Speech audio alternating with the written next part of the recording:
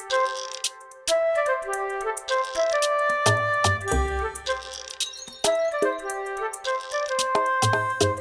there, I'm Laura Mize, pediatric speech-language pathologist, and welcome to Teach Me to Talk, the podcast. Today is show number 388, or course number 0388, if you are taking this course for continuing education credit. And we are going to be continuing our series, the 11 prelinguistic skills that all toddlers master before words emerge. And remember, just a teeny bit of background, prelinguistic, what does that mean if you're a parent? It means before, pre, and linguistic words. So before a kid starts to talk, what are these 11 areas, 11 milestones, 11 skills that need to be pretty strong, that need to be coming along pretty nicely? And so in show 385, we started with a general review of those skills. So if you have just stumbled upon this show today and you're thinking, I'm not quite sure what this lady's talking about, go back and listen to show number 385. I do want to give you a brief synopsis, though, of all 11 skills, because I think it's so important that we keep these skills in mind, especially when we're talking about late talkers. And again, I'm using late talkers in such a general term. Now, the most narrow definition of late talker means that there's just an expressive language delay. That kids understand words, they're following directions, they are socially connected to other people, their play skills are appropriate. They're just late talkers. They're just not saying as many words or not learning words as quickly, or sometimes completely silent, even at 2 and 2.5. But again, there's nothing else going wrong. There are no other developmental red flags. The problem is that many parents think their children are in that category, but when we start to dig a little deeper and really take a more comprehensive look at those children, there are other missing skills. And that's what this whole series is about. It's helping parents and therapists learn to look for these underlying skills, all the reasons why a child isn't talking yet. And we want to take a look at all 11 areas of these. And again, if it's a strength, fantastic. We'll use it to work on areas that are weaker, that aren't as stable, aren't as strong. And so that's why I think it's important that we run through this list of 11 skills every single show to kind of get us going and remind us exactly how many things a child has to be able to do before we can realistically expect him to be able to talk, and more importantly, learn how to communicate. So the first one there is response to events in the environment. And remember, that was a couple of shows ago in show number 386, and we talked about children learn how to respond to toys and objects in their environment. And the children that have the most difficulty with this are kids who already have an established medical diagnosis, meaning that the doctor has given you some kind of reason that they are not developing as they should, and it's usually a neurological issue that's happened, or a neurological difference, or something that happened in birth, or children who have sensory differences, meaning they have, or sensory impairments, meaning they have difficulty with vision or difficulty with hearing. And so those kinds of kids have a lot of difficulty attaining that first prelinguistic skill of reacting to events in the environment. The second skill is so important, and it's in show 387, and we talked about it last week. It's response to people. Remember that communicating always involves two people, and so we have to have children, again, who are engaged and who are interactive. So when a kid tunes out or ignores you or seems to avoid you when you're talking to him, or it's really difficult to get eye contact and sustained attention, those kids have a real underlying issue with a social connection. And so we have to get that social connection going first. And why is that? Because until a kid is consistently listening to you and paying attention to you and wanting to be with you, he can't learn anything. And that certainly includes language. He's not going to be able to link meaning with words, meaning he hears you say it enough times when he's looking directly at what you're talking about that he understands, oh, every time mama says car, there's this thing right here, and that must be a car. And again, that's a very simplistic explanation of how that hardwiring occurs in our brains for language mapping. But it's exactly what happens there. And without that consistent ability to want to be with you, and to want to listen to you, and to want to learn with you, and to want to stay with you, that's just the foundation that's missing. So again, that's skill number 2. Skill number 3 is what we're talking about today. and it's begins turn taking. Now, when I first did this, published this information back in 2016, and again, it was a podcast series at the beginning because I was just putting all of this information together. And then in 2017, I wrote my therapy manual, Let's Talk About Talking. And again, the subtitle, Ways to Strengthen the 11 Skills All Toddlers Master Before Words Emerge. When I had this, when I first looked at this information and organized it, I had this as skill number 11, and I said, turn taking in conversation, that children become turn takers in conversation. But then the more I researched it and the more I really thought about it and the more I, practical application as I worked with children and their families, and as I say all the time, skills just don't emerge as a verbal skill in early speech language development. There are underlying things, prerequisites that have to come first. And so in order for a kid to verbally take turns, he has to non-verbally take turns. So I revamped this whole thing in 2017 and begins turn taking all the way up to its most basic level, where when we look at this, and again, I'm getting ahead of myself, this is what the whole show is about. Let me just move on. We'll talk about that in a minute. We'll talk about how turn-taking develops in typically developing babies so we can see what we're looking at. But this is how important it is. It's right here at the beginning. And so many therapists and so many parents kind of miss this. And so that's why we're going to talk about turn-taking so early in this continuum. The fourth prelinguistic skill is develops a longer attention span. And if you've heard me talk about attention before, you know that I always say, attention is the gatekeeper for everything. You can't teach a kid how to talk, how to read, how to ride a bike, how to do algebra. You can't teach them anything until they really learn how to pay attention. As a toddler, I call that stay and play. And so until a kid can stay and play with you and really increases the amount of time that he can tolerate someone else playing with him and sharing an experience, we're not going to get very far with language development. And so that's another prerequisite skill that a lot of times we don't pay enough attention to, especially as speech language pathologists. We don't really do more to get that going other than tell a kid, come back here, sit down, stay with me, come on.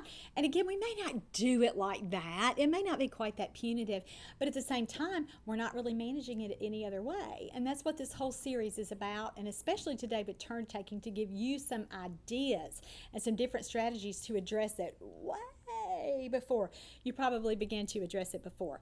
All right, skill number 5 is so important. It's joint attention, and it's a child's ability to shift and share joint attention. That means that you share experiences. That means if he is playing with something, he includes you in that. You're not just wah, wah, wah, wah, wah talking in the background. You're actually part of that. He's looking at you. He's looking back at what he's paying attention to or playing with or whatever you guys are looking at together. And it's such an important skill too. When we talked about this along with learning what words mean, until a kid can share those experiences with you, he's not likely to link meaning to words, and he's certainly not likely to learn how to talk because, again, he doesn't have that foundational piece there. Skill number 6 is plays with a variety of toys appropriately, and this is an extension of skill number 1, where children were really reacting to toys and objects in their environment, and this is where they learn how to use those toys like they are intended. Now, I did a show several weeks ago called 7 Steps to Pretend Play, where we're looking at how to help children learn how to pretend and learn how to be creative and really kind of take that next step. But guys, you can't do that with a kid until he learns what objects are intended for. And again, this is such an important piece of helping a child make sense out of his world and make the connections that everyone else has made so that we're all on the same page and that he does begin to link meaning with words, so that when he is playing with the ball, he can roll it, he can throw it, he can kick it.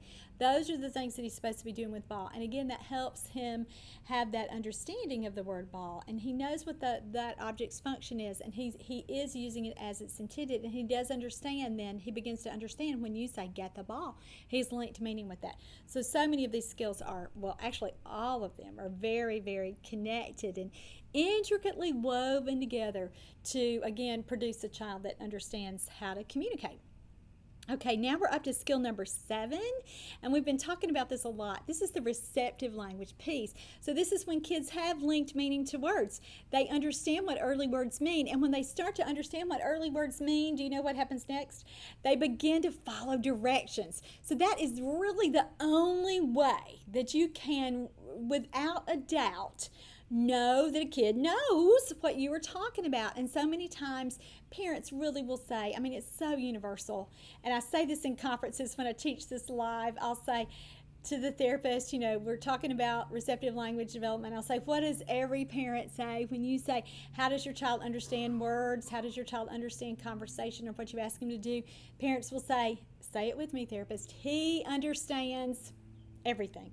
And then you start to investigate that, and you're really doing your assessment, and you start realizing, he doesn't understand everything. Actually, it's kind of the opposite. He doesn't understand very much at all. And then you'll say to a parent, well, how well does he follow directions? And they say, he never follows directions. But they really have attributed that to a personality difference or just behavior. You know, toddlers are stubborn. They don't do anything. And some of that is true. But in order to really give a child credit for understanding things, we have to take a realistic look. And unless he's following directions, there is a big probability that he does not understand what words mean. And so before a kid can use words to talk and use words to communicate, he has to understand them. So receptive language is a pretty important part of that. It's the input part of language before we get the output with a child using words to talk. All right, skill number 8 was vocalizes purposefully. And this is kind of a no-brainer. Until a kid can make noise, he can't talk. And so a lot of parents think this is the starting point. They just think that because their child isn't talking yet, that there's they'll think this is obviously a motor problem or a mechanical problem, and he's just not moving his mouth right. And if he moves his mouth right, then the words are going to come out. Rarely the case. And so and I could talk about that all day, but the skill here is that a kid moves from doing sounds or using his voice automatically or reflexively, meaning that he cries or he sneezes or he coughs, to purposefully, intentionally. Does he whine to get your attention? Does he call out for you? And again, it is so logical that a child has to be noisy before he can begin to be able to put those sounds together to make words. So that's a really important skill too, like all of these are. Skill number 9 is imitation. And if you follow my work for any length of time, you know how important imitation is. And it really is so predictive of a child's language abilities at 3. And so we really have to look not only at how a child imitates words, but we back it all the way up to that nonverbal level where how does he imitate actions and gestures and body movements, and then sounds, and then finally words. And so we walk through that whole continuum of imitation development. The 10th skill is use his early gestures, so the gestures that he began to imitate, like waving bye-bye or like pointing. Does he use those functionally? Does he nod his head for yes and shake his head for no? Does he do use other kinds of nonverbal ways of communicating to let you know what he wants? And sometimes that kids have a hard time getting that going. It might be a motor planning issue. It might be a cognitive issue. A lot of times it's a social issue. And so again, we have to kind of tease through those things and think, why are those gestures not emerging? And really target the real problem there. And so that's skill number 10. And then finally, skill number 11 is initiates interaction with others. So not only does he respond, like we talked about way back in skill number 2, but how does he take the lead in conversation? How does he take the lead in letting you know what he wants so that he can get his needs met? So that's skill number 11. So today we are on skill number 3, which begins turn taking. And again, therapists might refer to this skill as reciprocity, or the back and forth flow that we see with children, and we do think about it in conversation. I talk, you talk, I talk, you talk. But it starts so much earlier than that. It starts really back at this nonverbal level, which is what we are going to be spending the rest of this hour on helping you learn how to do. And it's so important that we think about these skills too, these 11 skills, as a continuum. And with typically developing babies, these skills do come in pretty early. With turn taking, I mean, kids learn with that 6 to 8 weeks when they are babies, when they start to do their first little social smiles. Parents smile and then the child smiles back. And then that over the next few weeks turns into, it expands even more. where a child, a baby, or a parent begins to coo, ooh, use those nice little yummy baby sounds, those vowel sounds, and a child begins to respond back to that. So he takes his turn, and again, it's such a nice little dance, not just a symbolic little dance there, where you take a turn, I take a turn, you take a turn, I take a turn, and again, this is really evolving during a child's first year. And so when we have a child who's 18 months or 2 or 2.5 and who isn't doing those things, we know that this has been disruptive from the beginning. Very likely, because if he's not doing it, then it's, unless there's been regression, unless there's been a loss of skills, we really, really look at that. And so, again, turn taking develops really, really early in typical development. So when we see that it's missing as a child gets older, it is a big deal, and we have to go back and fill in the gaps. And historically, speech language pathologists aren't really great with that until we get to the talking piece, until we get to, again, turn taking and conversation. But I like the idea of knowing what to do about that earlier, that I need to address this earlier, so that I help make a kid an expert turn taker even before he says a single word. And that's what our goal is here. And so let me give you some questions that will help you decide if a toddler has difficulty taking turns. And so the first one would be sort of what we've already talked about. Does a child understand that communication is a two-way street? So does he understand that he should respond to you? Does he understand that he should take the lead sometimes? Does he get that? Now, kids who are already doing that, you have a pretty good idea. Gosh, they can already take turns. I've got some pretty good evidence of that here. So when a child plays a game with you, does she try to keep it going? So a game like patty cake, when you've played that with her, do you see her not only participating with clapping, but when you try to stop, does she try to keep that going? Does she clap so that you are just mesmerized with her and you praise her and you want to keep going? Does she reach out and take your hands to try to get you to clap? Does she bounce along? Does she do something? Does she whine or fuss a little bit or does she start going like she's got the cadence and the rhythm and the prosody of patty cake? Does she start doing that to let you know, hey, I'm going to keep this going, don't stop yet, I'm not ready to stop, I'm not finished? And so think about that. Does a child do that? If you're not seeing evidence of that, turn taking is the core skill that's missing there. Does a child try to respond to your questions even without words? So let's say that you say to your little boy, what do you want for lunch today?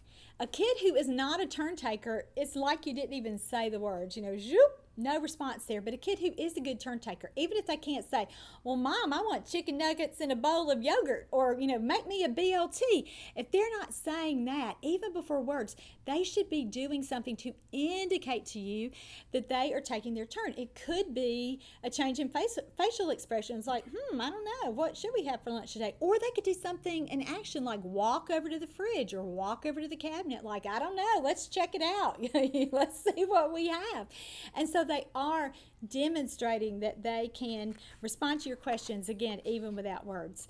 And so let's talk about the kind of kids that have difficulty with turn taking. And I already mentioned this at the beginning, but when I wrote Let's Talk About Talking, I wanted it to encompass all kinds of parents, not only the parents of children who just have that expressive piece missing, they are truly just late talkers, but because so many parents think that their children are late talkers when there really are other absent or weaker skills in these other 11 areas.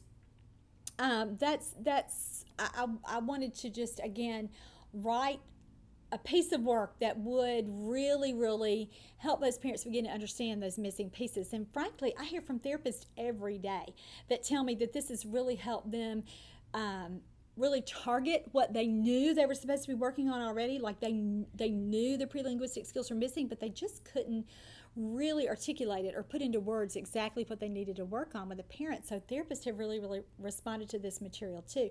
So let's talk about kind of these diagnostic categories that we know that children will have difficulty learning how to take turns, and that we need to be so proactive about that and very intentional about that in helping them learn how to take turns, again, long before we think about them using a turn taking in conversation. So toddlers with cognitive and receptive language issues will have difficulty with turn taking because they don't understand what you've said to them. And so remember, we talked about cognition. That means how a child thinks, how he plans, how he remembers. So all of that mental stuff. Sometimes parents think about cognition as like, how smart is this kid? But I don't really want you to go there. I want you to really think about, again, in terms of how does he process new information coming in, and then how does he use that information when he's playing or in a daily routine, and then how does he remember that information later, like the next time it happens, did he remember how to play with this toy, and then how does he plan with that information after that, meaning like, hey, I use this problem-solving strategy with this toy, will it work over here? Let's say like in daily routines, it would be like, I've dropped my passy and I look for it and I find it under my leg, and so the next time he drops his passy, if he's in his car seat, does he immediately start to look there, or does he have to kind of start from the beginning and you see the same process he went through last time, or does he kind of get straight to, aha, that was my solution, and then anything he drops, he really starts to look for it and generalize that skill. So that's kind of an example for cognition that I use with parents.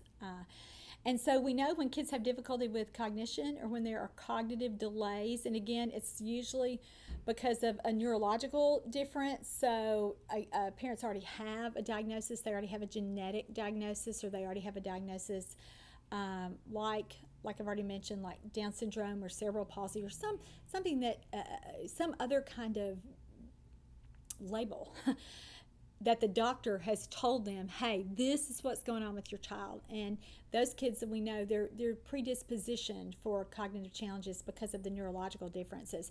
And so when a kid has those things, his receptive language is just automatically delayed because that cognition forms the foundation for receptive language, or assigning meaning to words. And so kids with those kinds of issues, those established medical conditions, are going to have difficulty with turn taking. And again, this is so evident, especially when they begin to talk, because sometimes you'll say something to them and you can tell that they don't understand what you're saying. They haven't processed the question, but they can't really say to you, Mom, could you please repeat that, because I'm not quite sure I got it the first time. They can't ask for clarification. Sometimes kids can't even do something like, or something to let you know that they did not understand what you said. They just keep going on with what they've done, or they walk away. But it's before that time that we need to get this turn taking really going and really moving forward and improving. So kids with cognitive and receptive language delays will have difficulty with turn taking. The second big group here, and kind of the most common issue, is children who have red flags for autism. And so the core skill here of difficulty interacting with other people leads them to be poor turn takers. And so if they are avoiding interaction with others, or tuning it out, or just so internally focused with people, and we talked about this a lot back in show number 2, the response to people, then they again aren't going to have that drive to take turns with you. This is that natural extension. This is that next skill of response to people. And so you can see if the bottom skill is missing, it's going to be hard to get to that next level. So that's why kids with autism have difficulty with that, because they don't have that same internal drive to connect with others sometimes beyond getting that immediate need met. And so some of these kids are really super at compensating. So they may do something like lead their parents. So we'll talk about that later. I'm kind of getting ahead of myself there. We'll talk about that a little bit later. But again, kids with autism, or red flags for autism, when you see some other things going on, expect there to be difficulty with turn taking. And so you're going to really need to listen up and implement some of these skills with those children. And again, other kids who have difficulty with this are kids with sensory processing and regulatory differences. So these would be on either end of the kind of the pendulum swing here. You can have kids that are super, super, super busy, and so they are on the go. And so if I had a kid here with me that was a sensory seeker, that was really, really, we used to call them wild, just super active kid, he would be jumping up here on the chair with me, and then leaning over and trying to get my squirrel here and mess up the rest of my pretty decorations, and then go around the back and try to pull the cords that we have here using for our lighting equipment, and want my glasses, and try to get a drink of my Coke, and then try to tear up my book. And again, it's just kind of a whirlwind. Those kids aren't good turn takers. Why? Because they can't slow down enough to take a turn with you. And so can you see how that's going to be a problem for language development? And so we really, really have to think about those kinds of kids too. And so we also have the other end of that extreme, where they're not so busy, but they're really, really kind of flat. for lack of a better word, and they are checked out a lot of the time. And again, you might look at them and think that they are kind of passive when they are interacting with you. And those kids aren't great turn takers either, because they're not revved up enough to be able to, again, do their part in conversation. So we'll talk some about the sensory piece, but just know that those are the three big categories of children who have difficulty with turn taking. So let's move on and talk a little bit again about what it would look like if a kid is taking turns in conversation or is taking turns with you, so that you, for some kids, that's going to kind of be your launching point. You say, well, and this is the thing that happens with the information in this book, and I hear it over and over and over again. A parent will give their child credit for, they'll look at the list of 11 skills and they'll say, well, they're doing all that. They're still not talking. This makes no sense to me. But then when a therapist starts to work with them, and therapists tell me this all the time, they'll use the chart that's in the back of Let's Talk About Talking kind of as a starting point for maybe that first session after the assessment, and they're looking at what their kids really can and can't do.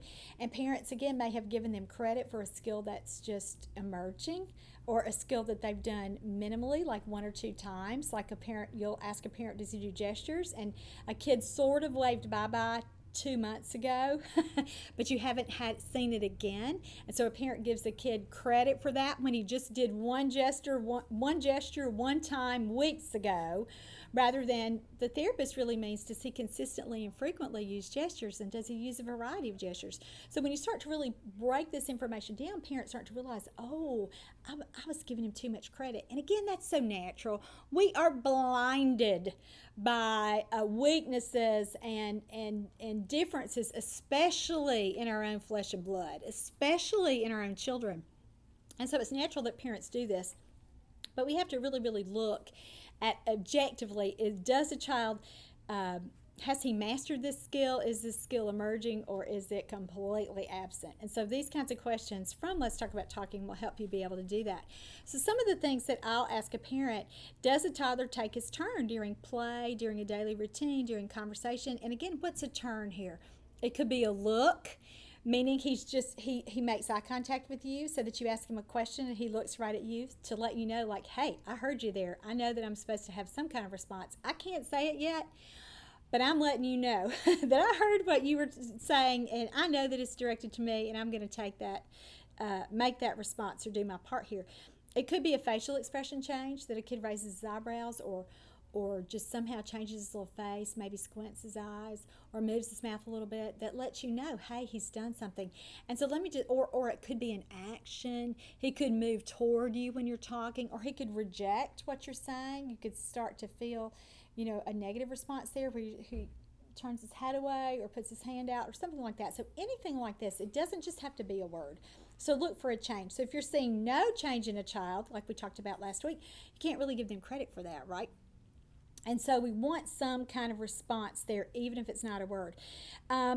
Other kids that are good turn takers, they try to keep your attention by doing something else when you're ready to move on. So with a game like patty cake, I already gave you that example. The kid who's playing patty cake with you, does she reach for your hands when you want to stop? Does she whine? Does she start kind of doing the ha ha ha ha ha ha? Does she start doing the intonation on her own? Does she start bouncing around?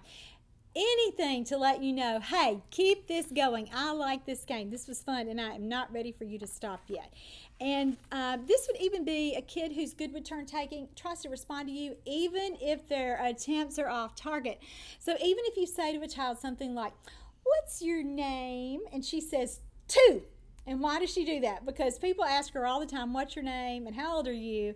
And she's learned 2 is a response that she can give that sometimes people are just crazy about. They think it's so funny, and even when she misses it, even when she gives an inaccurate answer, parents and other people still respond to her. She's learned how to do that. So even when kids are responding inaccurately, we still know that they are learning how to take turns because they're responding at all.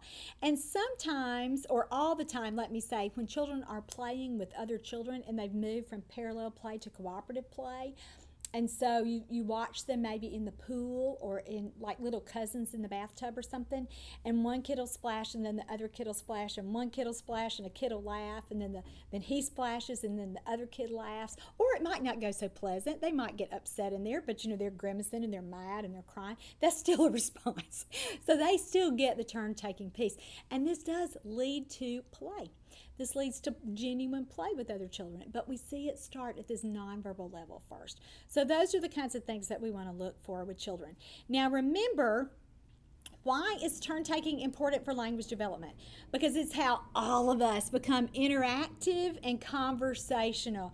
And again, as I've said for about the 10th time now, until a child can do something non-verbally, he's never going to be able to master that skill verbally. And so we want to see turn-taking start way back here with this non-verbal level. And so when children do first begin to take turns, much of what they say or do is in imitation of you. And again, that's so important. We talked about that with skill number 9, with developing the ability to imitate. And again, at this action level, or this nonverbal level, always comes before the verbal piece. And so that's what we want to do. With turn-taking, it's so important too that children learn how to become connected communicators. So again, they keep that communication going. And this is important, that they are not just using rote language or echolalia. Now let's talk about echolalia for a minute. What is echolalia? It's when a kid echoes or says something that he's lifted or heard in a previous conversation. And it may be that he's repeating a conversation that he's heard you have with him. He says the same kind of little lines that you say. It could be a book. It could be a dialogue or paragraph from his favorite show or a movie. And when this happens, kids really are using that language. It's self-directed. They're not really using that language communicatively. And again, that's not to say that we can't use it like that, or that there's not some underlying purpose. But a lot of times the purpose is that sounded good to them and that feels good to them, and they already know how to talk, they just don't know how to communicate. And so that's where this turn-taking piece comes in. So for kids who are on the spectrum, or who will get diagnosed with that, and for whom echolalia is how they primarily talk or verbalize right now, turn-taking is the skill that you need to work on with them, because again, they need to realize, even before they're able to do this in conversation, and even before they're able to really use all that great language that they've acquired, functionally, they've got to get this turn-taking piece first. So that when a kid is echolalic like that, it really makes the conversation one-sided. And so you are, again, we're so happy that they're talking and talking. I mean, that is the silver lining for echolalia. The kids are talking already. But it feels disjointed because kids aren't able to participate and use it like that, use their words. And so that's certainly something that lets us know that we don't want parents doing all the heavy lifting with children. We don't want them communicatively. We don't want them always having to interpret and always having to anticipate what a child wants. We do that for newborns and throughout the baby's first year, but that's one of the reasons that children acquire language. And this is one of the reasons that we are hardwired to communicate, because we, again, use this turn-taking as the foundation for learning that reciprocity and that back and forth piece. All right, so when is a toddler developmentally ready to work on turn-taking? Well, we've already talked about this in the continuum of these 11 skills. When he responds, when he responds to you, he's got to respond to you first. And so that's back at skill number 2. But once he begins to consistently respond, we do want to see turn-taking emerge. And actually, sometimes it does, even without a lot of other intervention.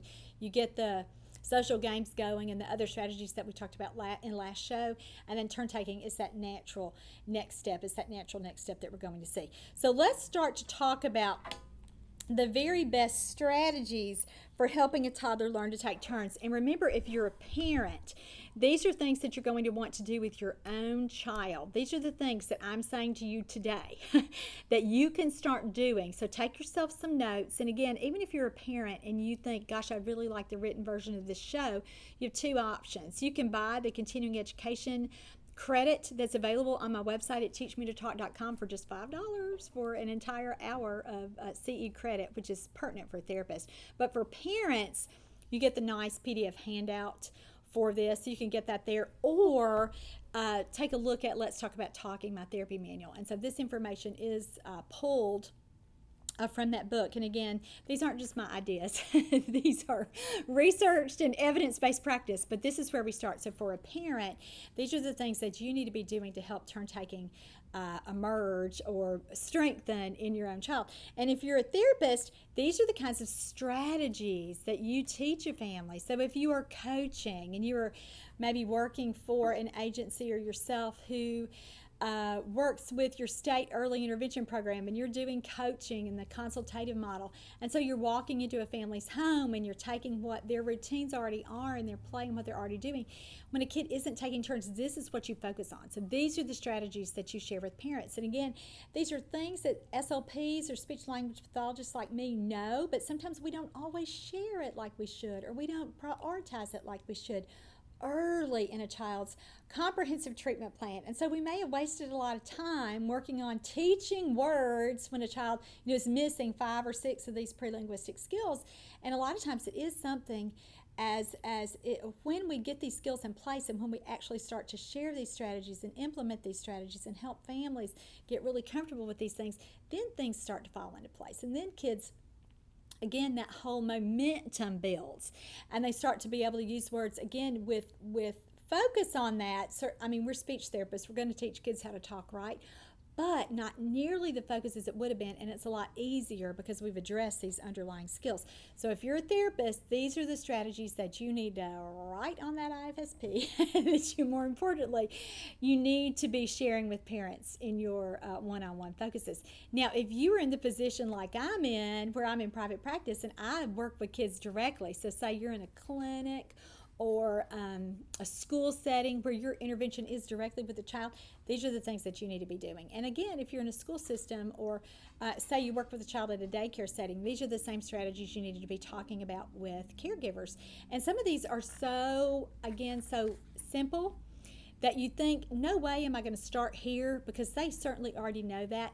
Guys, knowing and doing are two very different things. And so if you have a child who is struggling with turn taking, don't dismiss starting with some of these really foundational pieces, because somewhere that's not working right. And so even if a parent or a caregiver is giving lip service to all these things, if the kid's still not doing it, you know there's something missing. So it could be a consistency problem. It could be the parents think they're doing it, but we need to tweak it a little bit and help them a little bit. And so you want to be sure that you are addressing that. So number one way to make sure that a child becomes a proficient turn taker is have fun. Have fun yourself. When you are interacting with that child, make yourself the most fun, most loving, most warm, communicative partner you could be. And we talked about that a lot back in the last show with responding to people. We want to give a child, a toddler with language delays, a reason to stay with us. We want to do everything we can to make them start to behave differently. And so it's so much easier to change the things that we do first before we start to do things that will directly impact a child's response. And so again, it's easier to change us. So the number one thing you need to do is make yourself as fun, as inviting as possible. And we talked about this last week with eye contact. With when you give a child something fun to look at and something fun to listen to, he's much more likely to respond to you. So that was number one. The next thing that we need to do is really, really learn how to wait expectantly. So what does that mean? That means that you are going to set up turn-taking opportunities by waiting and expecting a child to take his turn. So if we were sitting here with something like blocks right in front of us, and I had the blocks here, and we had maybe we've stacked up the blocks, we've made a little tower already, and I want the child's turn to be, let's say we don't have any more blocks, what would naturally his next turn be? What would you expect a toddler to want to do with a stack of blocks? Knock them down, right? But what if he's not doing that? What can you do? Well, you can set the stage. You can wait expectantly. So a lot of times that's your body language. So you're leaning forward and you might make your eyes a little bit wider. I kind of have crazy eyes when I do that. But, something that lets the child know, hey, it's your turn. I gasp a little bit. I do the whole, that kind of expectant thing. And this works like a charm. And again, it could be at this nonverbal level. A lot of times that's a strategy that we use for new talkers, for when that we know that they can imitate a word, but we're waiting on to get that word spontaneously. And so that expectant waiting is something that we'll do. And so really, really master that.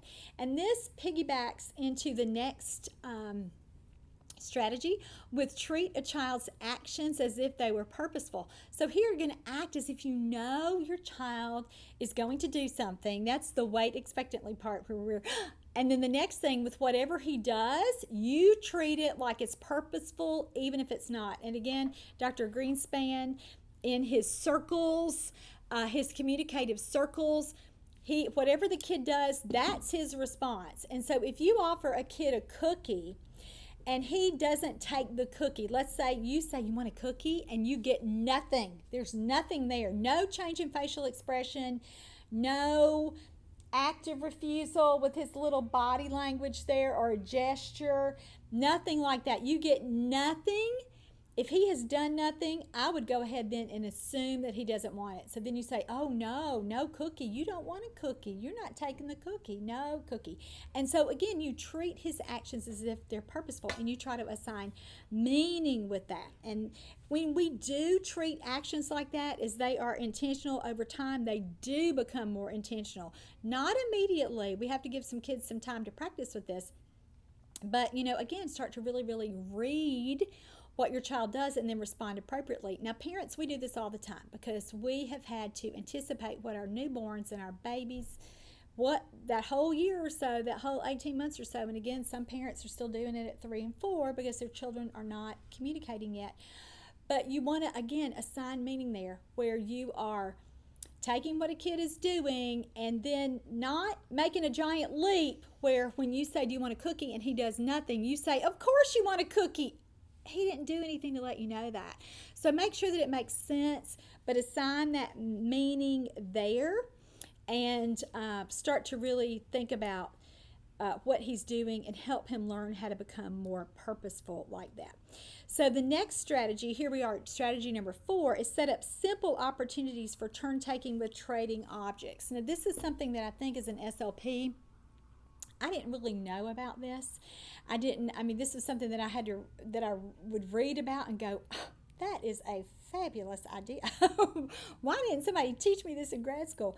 But we really want to get a late talker or a toddler with language delays or language disorder really, again, in that nonverbal turn taking, and don't expect very much at the beginning. So for a kid who has habitually left people out or habitual non-responder, you're going to take a lot of kind of practice to get them to this point, but these are really good strategies that work. And again, it may not be a methodology that you've used before as a therapist. So one of the best activities that we can do to encourage a child to begin to take turns is for him to take an object from us that we're holding, hold it and use it himself, and then give it back to us so that we can take a turn. Now, does that happen? Like I just said, does that happen immediately for a kid who's kind of a hoarder or who doesn't really understand that communicating is a two-way street and there's no back and forth going? No, you've got to kind of lead him up to this. So to begin this process, when you have something that he wants, don't immediately place it in his hand. You want him to reach out and get it. So let's use my glasses. Not that I would give a kid my glasses.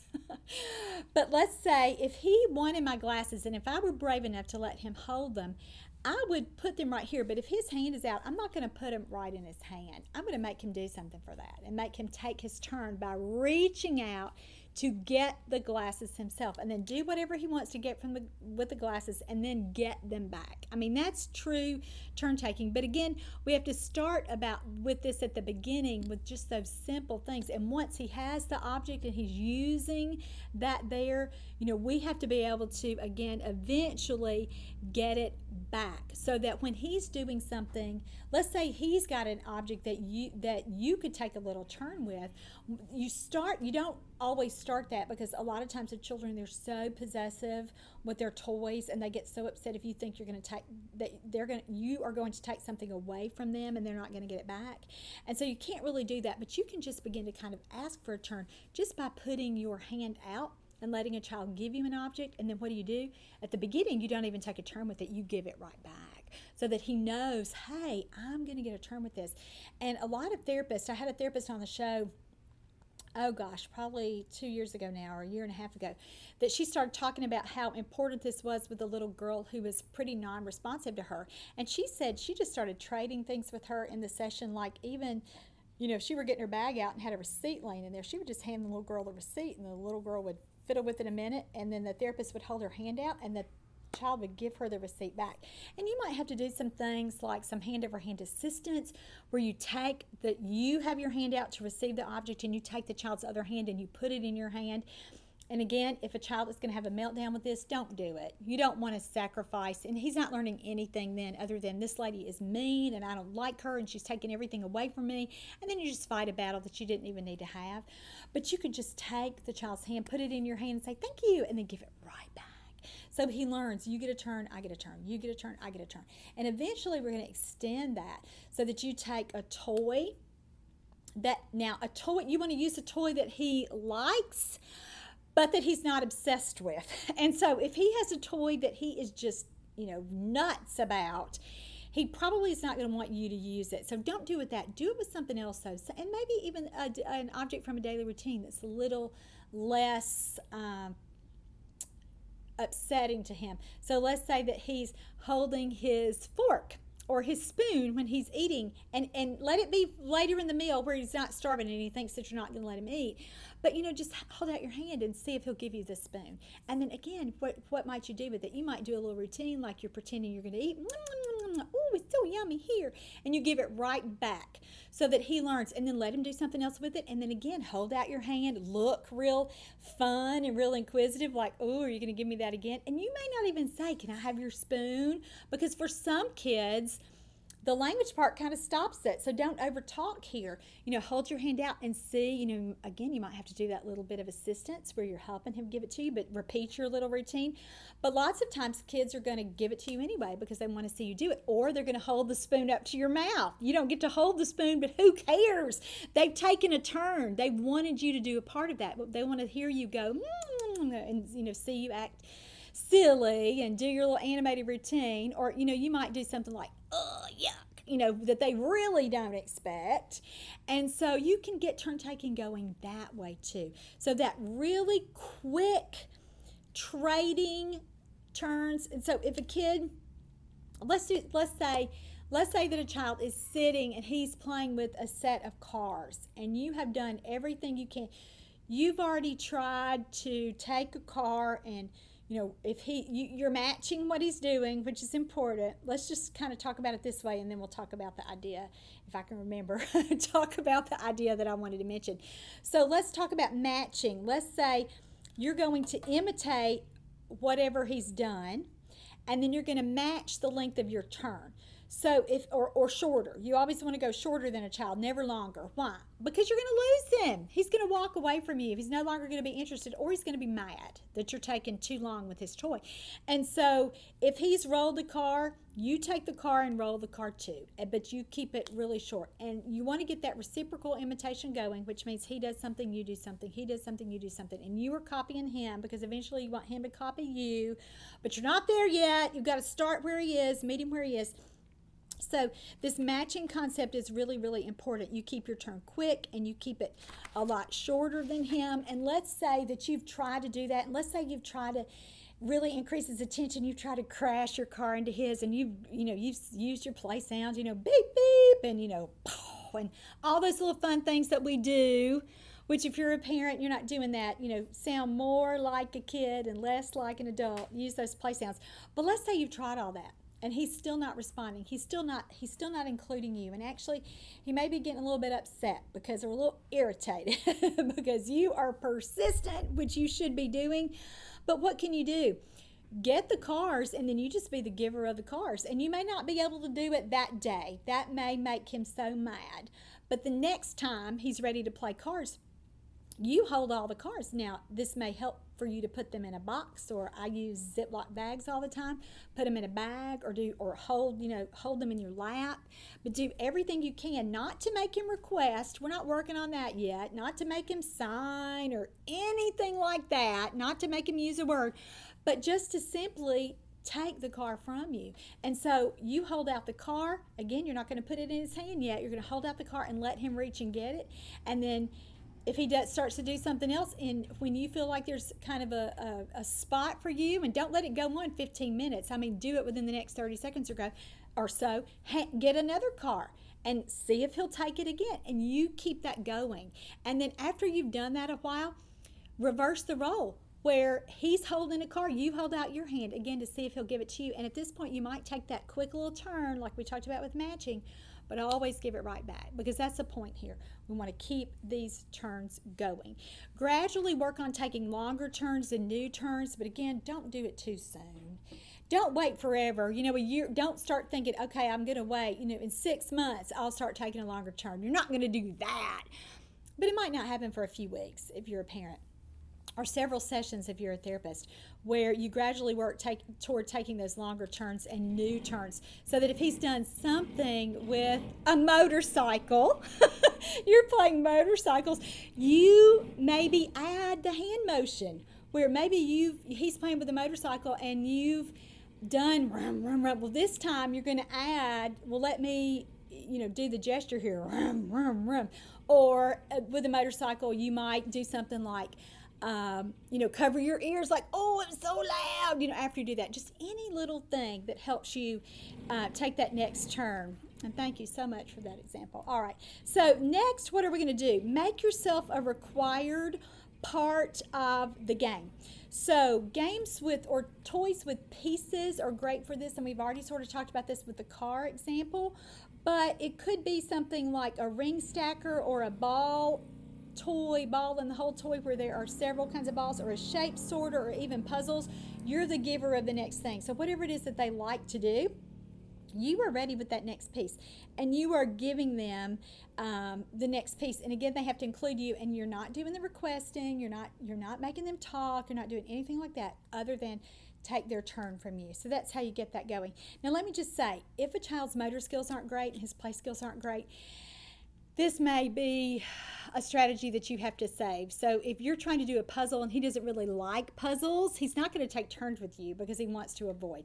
So use it with something he likes, and use it with something he's fairly proficient with, so that you don't lose him in that activity because it's too hard.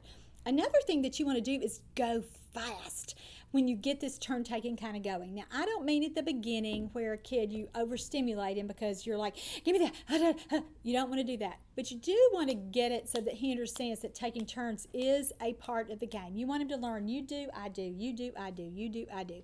And so sometimes this can be really, really fun with a movement component. So you're going to want to I'll give you some ideas for that in just a second when we get to the specific activities. We've already talked about asking for your own turn, so that when you're a therapist or a parent and you're getting the object back. But this is another extension of this. So let's say you're doing a little game like tickling, and so you've been tickling his stomach. Like the game is, you say you want to tickle, and he raises his shirt and you tickle his tummy, and then put his shirt back down. You do it. So as a parent, you lift up your shirt and say, oh, you're going to tickle mommy, or you're going to get mommy. And as a therapist, that might be too weird for you. You might not do the raising your shirt part. But you get my point here, where you are the recipient, where the child does that to you. And so we see this all the time. We talked about it a second ago, like with the feeding example. It might be with taking a drink. So many little friends of mine have shoved their sippy cups in my mouth because they want me. We've done a lot of these little turn-taking games, and that's a natural extension of that. So while the kid is drinking, again, you may do something fun like we just talked about with the spoon, where you're going to say, oh, can I have a drink? And again, keep it short, keep it silly, but that's your turn. Chances are, what's he going to do? He's going to put it up to your mouth again because he wants to see you do that. That was fun. He liked it. Eventually, what might he do? He might start the after he drinks too, or he's really pausing and looking at you like, are you going to do it? Are you going to say it? And he's totally engaged with you. So those are all things that let you know that turn taking really is moving along. Another thing you can do here is create a problem to be solved. So let's say a kid likes to open all the cabinets in the kitchen, and you know that, and you guys have had a little routine where the routine has been that you close the doors, or that he opens and you close, whatever you've done. Do the opposite. So you might beat him into the kitchen and get all the doors open so that he can go along and close the doors for his turn. And again, this would kind of be early on. Or you might do it where he closes the door and then you open it again, and he closes the door and then you open it again. And again, those are those kinds of things that you want to be so playful about, and you want to be so fun with, so that he gets that this is what he wants to do, that he likes interacting with you like this. Another thing that you can do is really, like I said, playfully but momentarily obstruct her ability to do what she wants to do, just so that she has a way to include you and to take a turn. So if she's trying to get around you to go to something, you might have your hands out where she's got to look at you or touch you or do a to get by you. And for a kid who's not been a turn taker, that's a turn. And Dr. Greenspan's work is so great with his circles of communication. So take a look at that too. With his all the great information you can get from Floor Time with how to playfully instruct. So remember, the big thing here that you need to do is wait for a child's reactions, and as soon as he does anything to communicate with you, you respond to that, so that you are keeping your part of turn taking going. One more example. We use this a lot with kids who are pretty obsessive about things. So if they like to line something up or to spin things, I mean, I know I'm going to mortify you when I say this, but go ahead and be the person that helps them do that.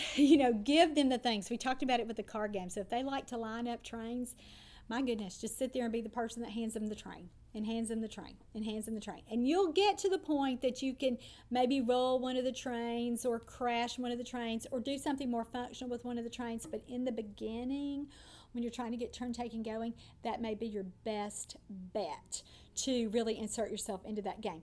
Don't forget to stay together, because to maximize a child's ability to respond to you, number one, like we talked about last week, and then begin to take turns, is he's got to be with you first. And so if you have a child who self-isolates, who prefers to be in the other room by himself, or if you have somehow gotten yourself into a situation where your child just spends a lot of the day alone, you've got to change that pattern. And therapists, this is hard to talk to parents about because you feel like you are scolding them for whatever choices they've made, or who cares about all that? Just get past it and say to a parent, look, you're going to have your child who's having difficulty with social interaction and engagement be with you.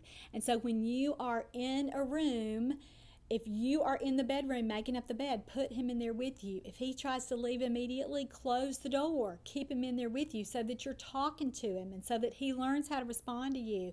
And go back and listen to last week's show for that. But other things that you want to do, again, take turns. So, you're pulling up the sheet on the bed. See if he can reach up and kind of help you straighten the sides there. Do anything like that, but keep him with you. If you're moving to the kitchen, open the door and get him to go to the kitchen. If he leaves the kitchen, what do? You go get him and bring him back. So don't let him check out, and don't let him be by himself for long periods of time. He's never going to learn how to communicate that way. And so that's a big recommendation that we have to make.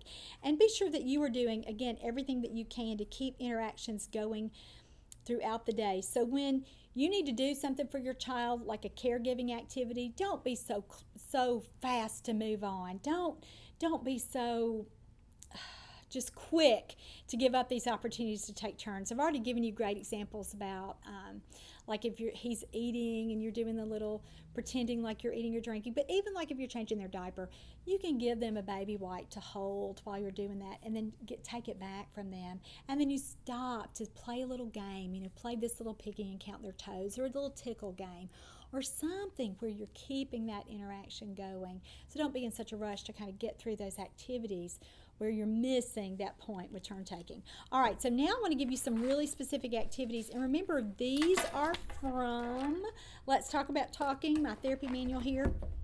And so we already talked about helping a child. One of the first things that you might want to do is like a block activity where you stack it up and knock it down. And that's such a fun thing to do. And for kids, again, most kids already know how to do this, but for our little friends who are on the spectrum and who are pretty significantly impaired, even something like this is a big way to get interaction going. So that might be something that you do, anything you're going to do to entice him to stay with you. Another thing that I like to do a lot is a little throwing game. And so even if I don't have, I just improvise. So we might use something like a laundry basket or a box or whatever a family just has kind of laying around, a pan. And then we might take something like balls, or it can even be something like plastic people, or it can be socks, laundry mom has laying out. So a little throwing game where you put the basket on the other side of the room and you were with the child, and your whole thing is you say, oh my goodness, we're going to throw. Are you ready? Watch. And so you take whatever material it is and you run across the room and you throw it in the basket, and then you run back to him. And again, you have got to act like you are having the time of your life, and he's got to take a turn. So what does he do? You put the object in his hand and you say, look, go. You do it. Throw. And if he won't do it, what do? If he doesn't act interested, help him. We do our tell him, show him, help him model. Take his little hand, run him over there yourself, and again, keep it fun. Don't drag him, but get over there yourself and say, oh, run, go, and then throw. And so throw your object in your container and then celebrate. Yeah, you did it. And then run back and get the next item. And so even those little kinds of games, and you may not do it where he runs across the room. He may not be a busy kid who needs that kind of movement. You might just do it with something right in front of you, where there's a bucket and you take blocks and you're just throwing in there, and you give him a block and see if he'll throw in there too. Those are the kinds of things that we're talking about. Run and dump things are really good, so that you're moving one. You might have a pile of shoes on one side of the room, and then you're gonna take the shoes to where they belong, and then run back and get another shoe and take it back. And again, what are we teaching a kid here? Not to clean the house, but we're teaching them how to do their turn-taking things, their turn-taking routines here. And so even a little game like honking noses, where you reach out and touch a kid's nose and say, honk, honk, and then what do you want after you've done it several times? Or, with his belly button, ding dong. What do you want him to do? You want him leaning his little nose out or his little belly out to get you to do that. And then you take a turn with that too, where you put your nose out and see if he'll honk your nose or your belly. He'll tickle you. So those kinds of things. You can try other body parts too. Pat an arm, tap a knee, squeeze a leg. But I like this kind of game. You can do tickles too, but this is pretty novel. Kids like the ding dong on their belly buttons, or touching your nose and you say honk honk, or when you touch their nose. So try those kinds of things too. All right, one big problem that kids have with turn taking is that they are pretty fixated on their own special object, so a highly preferred object. And we are out of time with this course, but stay tuned for an upcoming therapy tip of the week, where I teach you a game that I call Switcheroo, and it's helping toddlers move on from obsessive items. And that's such an important part of helping a child learn how to take turns. So look for that therapy tip of the week. All right, that's all for today. Remember, all of this information you can find in Let's Talk About Talking at my website, teachmetotalk.com. And if you are a therapist and want to get continuing education credit for this class, you can get 1 hour credit for only $5. You can find out information about that from the link in the post below if you're watching here on YouTube, or if you're listening on iTunes, it's teachmetotalk.com, and you'll see my picture right there, and go down to where it says watch video or view all ASHA CEUs. And so click on that. And remember what I said to you about parents. If you want the handout version of this, it's a cute little PDF, and these are great for therapists to share with families, these little handouts as you're talking about this and working with the family, but they're great for parents to get too. And lots of parents have emailed me and said how helpful those things are. So you can just go ahead and register for credit so that you have access. Even if you don't need that credit, you have access to that handout. All right, that's it for today. Thank you so much for joining me. I'm Laura Mize, pediatric speech language pathologist, and you've just watched or listened to Teach Me to Talk, the podcast.